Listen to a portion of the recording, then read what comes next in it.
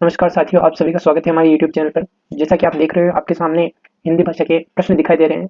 तो रीट में हिंदी भाषा के प्रश्न वाक्य हमारा एक टॉपिक है। तो आज हम शुरुआत करते हैं इन क्वेश्चंस के साथ साथियों। इनमें से किस विकल्प में मिश्र वाक्य है? बताया गया है साथियों, इनमें से किस विकल्प में मिश्र वाक्य, कौन सा वाक्य पूछा जा रहा है? मिश्र वाक्य। अब तीन तरह के वाक्य होते हैं, आप जानते हो। एक होता है सरल वाक्य, एक होता है संयुक्त वाक्य और तीसरा होता है मिश्र वाक्य। अब सरल वाक्य, इसमें कोई भी योजक शब्द नहीं होता। संयुक्त वाक्य, जिसमें योजक शब्द तो होता है लेकिन दोनों जो वाक्य रहते हैं वो भिन्न भिन्न स्वतंत्र रहते हैं। तीसरा आता है हमारे पास मिश्र वाक्य। तो अब हम पढ़ते हैं, पड़ोसी देश बहुत दिनों से घात लगाए बैठा था। इसमें कोई भी योजक चिन्ह नहीं है, तो ये हो जाएगा हमारे कौन सा वाक्य साथियों? सरल वाक्य। उसके बाद हम चलते हैं, स्कूल जाने के लिए उत्साहपूर्वक तैयार हो रहे थे लड़के। तो लड़के स्कूल जाने के लिए उत्साहपूर्वक तैयार हो रहे थे, ये भी हमारे कौन सा वाक्य हो जाएगा? सरल वाक्य। उसके बाद आता है, उसे शत्रु का भेद लेना था इसलिए वह छिपकर उनकी बातें सुनने लगा। अब यहाँ पर देखिए, योजक चिन्ह है, दो वाक्य भी है, परंतु इनका स्वतंत्र अर्थ हो रहा है। लो, ये योजक वाक्य है, वाक्य और ये योजक चिन्ह इसलिए। लेकिन आप देखिए, जब भी जोड़े में योजक चिन्ह आते हैं, कहाँ आते हैं? जोड़े में। जब बरसात थमी तब हम लोग घूमने गए। अब इस जब का अर्थ इस तब से स्पष्ट हो रहा है, इसलिए हमारा आंसर होगा 4 नंबर। मिश्र वाक्य कौन सा होगा? जब बरसात थमी तब हम लोग घूमने गए। व्याकरण की दृष्टि से कौन सा कथन क्या है? गलत। क्या बताना हमें? गलत कथन कौन सा है? अब आप देखिए, कर्तृवाच्य अकर्मक और सकर्मक दोनों क्रियाओं में होता है। कर्तृवाच्य अकर्मक और सकर्मक दोनों क्रियाओं में होता है। कर्मवाच्य अकर्मक और सकर्मक दोनों प्रकार की क्रियाओं में होता है। भाववाच्य केवल अकर्मक क्रियाओं में होता है। सभी प्रेरणार्थक क्रियाएं सकर्मक होती है। तो साथियों मैं आपको बता दूं, यहाँ पर आ रहा है कर्मवाच्य। क्या आ रहा है साथियों? कर्मवाच्य। मतलब कि उसमें कर्म होगा। अभी अगर अकर्मक तो कर्म रहित, तो ये कथन क्या होगा? गलत होगा। हमारा आंसर होगा ये। उसके बाद हम चलते हैं अगले प्रश्न पे साथियों। जैसा आपको दिखाई दे रहा है, अगला प्रश्न है, व्याकरण की दृष्टि से कौन सा कथन सही नहीं है? अब्ज और कंज परस्पर पर्यायवाची है। अब्ज किसका पर्यायवाची होता है? कमल का। किसका पर्यायवाची होता है साथियों? कमल का पर्यायवाची होता है। अब्ज जल से जो उत्पन्न रहता है उसको हम अब्ज कहते हैं, और वो शब्द होता है हमारे पास कमल। क्या होएगा साथियों? कमल।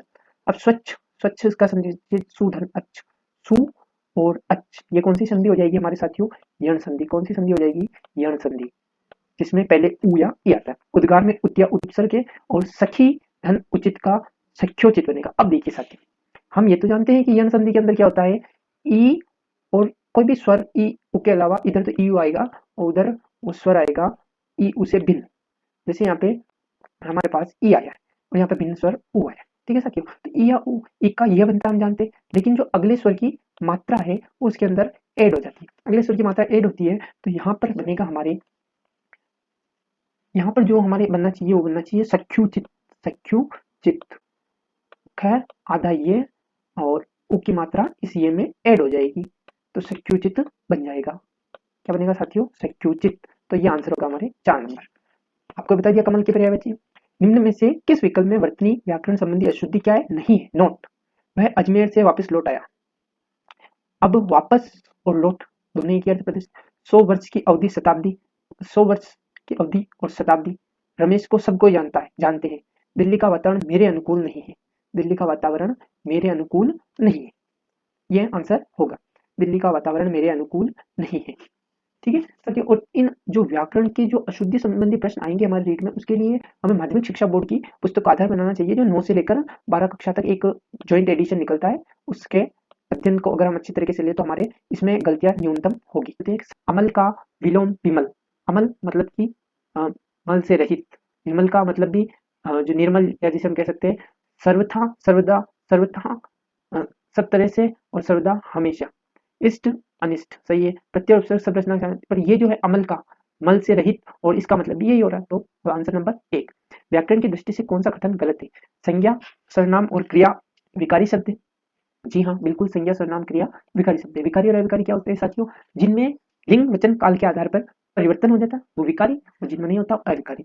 विशेषण और क्रिया विशेषण अविकारी। संज्ञा सर्वनाम विशेषण और क्रिया, ये तो है विकारी शब्द, तो विशेषण शब्द क्या है? विकारी है, ये आंसर होगा। और आप देख लीजिए, क्रिया के दो रूप सकर्मक अकर्मक अविकारी शब्दों का, ये आंसर भी सही है। विशेषण जो है वो विकारी है। जैसे बताऊं मैं आपको, देखो, छोटा बच्चा, छोटा बच्चा। उसके बाद हम कह देते हैं छोटा बच्चा, ये तो हमने कह दिया, लेकिन छोटी बच्ची या काला लड़का, और फिर हम कह देंगे काली लड़की, तो विशेषण में भी विकार उत्पन्न हो रहा है, इसलिए विशेषण अविकारी नहीं होगा, जबकि क्रिया विशेषण अविकारी होता है। कैसे? तो बालक धीरे धीरे चलता है, बालिका धीरे धीरे चलती है, तो बात तो एक ही हो रही है, जबकि लिंग बदल रहा है उसके बावजूद भी जो है क्रिया विशेषण परिवर्तित नहीं हो रहा, इसलिए क्रिया विशेषण अविकारी होता है। उसके बाद हम चलते हैं किस शब्द में तत्पुरुष समास नहीं है।